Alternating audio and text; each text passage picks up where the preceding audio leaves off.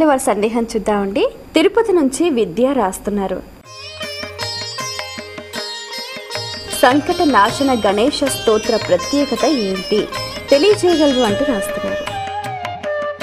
గణపతికి సంబంధించినటువంటి 32 రూపాలలో ఏకాక్షర గణపతి, దివ్యాక్షర గణపతి, త్రక్షర గణపతి, చతురక్షర గణపతి, పంచాక్షర గణపతి, సింహ గణపతి, వీర గణపతి ఇలాగున 32 రకాల రూపాలలో 32వ రూపం సంకటనాశన గణేశ స్వరూపం.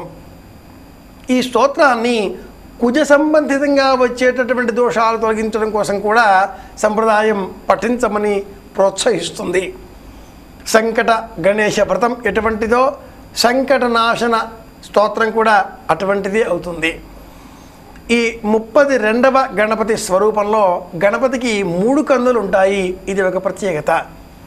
దృష్టి దోష నివారణ, అనారోగ్య సంబంధిత ఇబ్బందులు, జ్ఞాపక శక్తి తగ్గిపోవడం, ఇంటిలో డబ్బు లేకపోవడం, ప్రతిదానికి చికాకు పడడం, కోపం పెరగడం ఇలాంటివన్నీ కూడా వస్తున్నటువంటి సందర్భాల్లో 28 శ్లోకాలతో 32 శ్లోకాలతో ఈ స్తోత్రం మనకు పలు విధాలుగా లభిస్తున్నది. దీనిని పారాయణం చేసిన పక్షంలో అలాంటి వారందరికీ కూడా ముందు కోపం తగ్గుతుంది.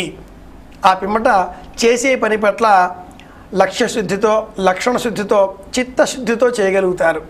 ఏకాగ్రత కుదురుతుంది. బుద్ధి సవ్యంగా పనిచేస్తుంది. సంకటములు అంటే కష్టములు అని అర్థం. గణపతిని ఉపాసన చేస్తే ఆ గణపతి కూర్చుండబెడతాడు.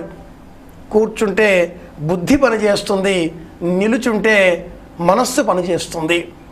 మనం నిలబడ్డాం, మనస్సు ఉద్వేగంతో పనిచేస్తుంది. కోపం వచ్చిన వాళ్ళు నిలబడతారు. వెంటనే మనం అంటాం కదా, కూర్చుంటే మాట్లాడతాను నేను అంటాం. కూర్చున్నాక గ్లాసు మంచినీరు తాగాక వాళ్ళ బుద్ధి స్థిమితపడి సవ్యంగా ఆలోచనలు మొదలు పెడుతుంది. కనుక ఆ కూర్చుండబెట్టేటటువంటి శక్తి పేరు గణపతి. సంకటమును తొలగించేటటువంటి గణపతి కనుక సంకటనాశన గణపతి స్తోత్రం అన్న పేరిట మనం గణపతిని స్తోత్రం చేయాలి. ఈ స్తోత్రాన్ని సవితి తిథి నాడు 14 సార్లు ఎవరైతే చదువుతారో అలాంటి వారికి అఖండమైన ద్రవ్యం లభిస్తుంది అని కూడా ఆ స్తోత్రంలోనే చెప్పబడి ఉంది.